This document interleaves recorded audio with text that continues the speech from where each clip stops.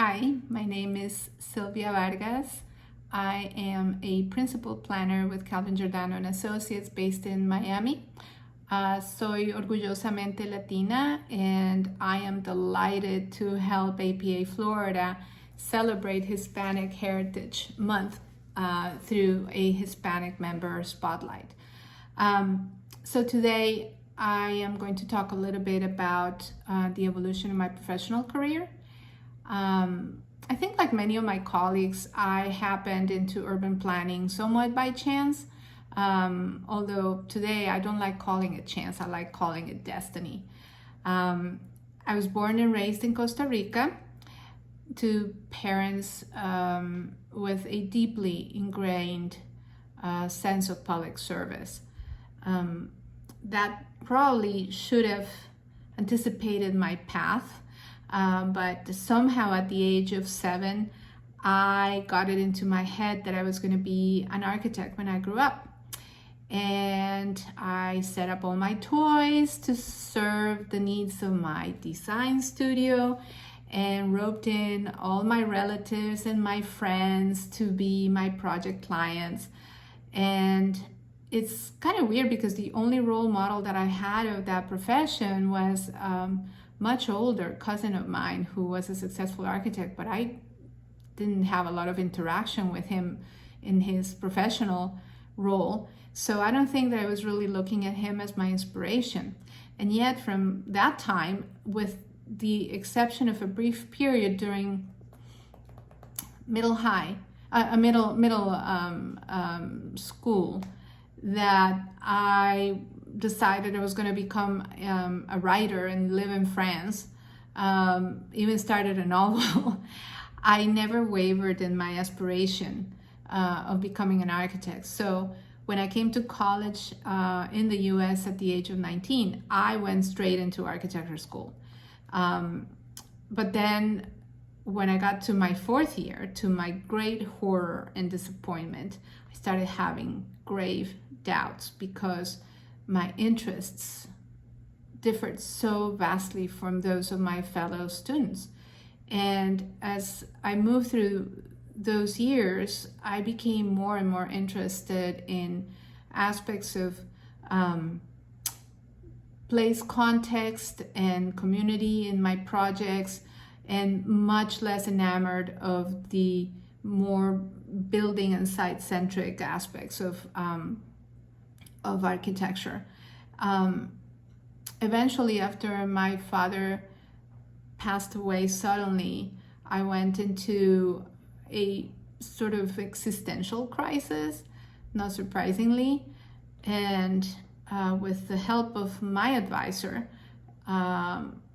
who revealed to me that there was a profession called urban planning. And after a lot of crying and hand-wringing, I decided to accelerate my entry into the college's master program in urban planning by switching to a Bachelor of Arts in Architectural Studies that allowed me to finish my undergraduate degree in one additional semester. And I gotta say, once I started my master's coursework, everything fell into place, and I knew that planning was where I was supposed to be. My first job out of grad school was in the public sector. I worked for Monroe County here in South Florida, initially as a development review planner, and that position surprisingly gave me some of my first real world adult experiences with exclusion and inequity. Being in South Florida, as you can imagine, we have a lot of Spanish only customers, and to my naive astonishment then, not a single one of our application forms there, our instructions, our informational materials about zoning, about planning, about building, about code enforcement was in Spanish.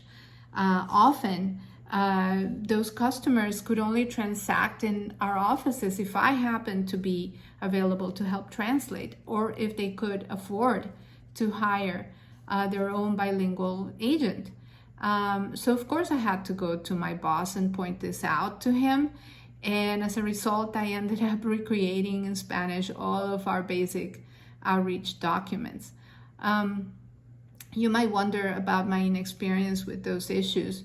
And sure, as a foreign student in the Midwest, I had my share of awkward incidents with xenophobia, for example. But generally, I think I was pretty sheltered and naive, and my university had such a large number of foreign students from all parts of the world, from all colors and cultural backgrounds, that we could live in that sort of bubble without having exposure to those larger and more serious issues. But going back to the county, a little bit later, I became the county's Parks and Recreation Planner, and I also had my first unpleasant taste of NIMBYism while doing that job, trying to locate a large community serving park at the edge of a relatively affluent neighborhood where we had the land for this park. And the objection was on the basis that the park could attract undesirable people to the area. While at the same time, we were fielding objections to investing into the smaller parks in our system that served our disadvantaged communities. So that's when I discovered that parks actually could be an undesirable public facility. Not too long after that, I went to the private sector, and I found it to be my cup of tea because it allowed me the flexibility to move across many different kinds and scales of plans, from regions to cities to neighborhoods to sectors, all the way down to sites, and from everything between downtowns to parks and recreation master plans to higher education institution campus master plans, all while allowing me to exercise my creative design muscle too, and to travel. For 20 years at that same company, I traveled all over the South and Southeast US and worked in rural, suburban, and urban contexts. I worked in some very wealthy communities and in many, many deprived and poverty-stricken communities, many of which were communities of color. And through one of the things that I learned through that work is that at the end of the day, all communities have similar broad values and aspirations, even if their needs vary greatly and their perspective on those values, on those aspirations, and those needs also varies. But I learned that if you can get people talking across those divides, whether perceived or real, they can overcome them, and they can marvel at their commonalities and begin to work towards their common goals. The other thing that I learned during those years is that doing community engagement is the part of the planning process that I enjoy the most. And I saw that while many community planners understood the importance of community engagement, not all of them, and certainly not their bosses, understood the importance of meaningful public engagement and the investment that it takes to make it so. And so when I went to work on my own, that became the focus of and the goal of my practice, to help communities that were considering embarking on planning processes to design and appropriately invest in the public engagement component of those processes. That work gave me a lot of joy. My approach was very place-based and driven by pillars of innovation and resourcefulness and efficiency. So at times it was very frustrating to be directed to value engineer essentially community engagement or strip it of its best creative aspects, and sometimes hearing complaints about participation at the same time. So currently I'm back in the corporate world. The company that I work with specializes in municipal planning services. So now I get to work and serve local governments in a sort of hybrid position, doing day-to-day work of planning staff, but as a consultant with the flexibility of doing a wide variety of tasks, including public engagement, while not always having to be engulfed in the local politics. And this also sort of brings me full circle in my career to some extent. I'm enjoying what I'm doing now, but also can't wait to see what comes next. On the side, I greatly enjoy giving back to the profession after all these years, whether it is through education, through mentoring or advocacy, or volunteering for events like Hispanic Heritage Month.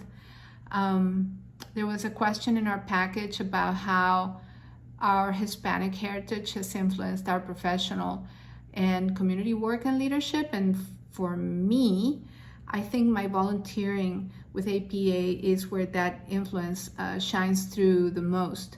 In January, I will be joining the National Board of Directors of APA as a director at large.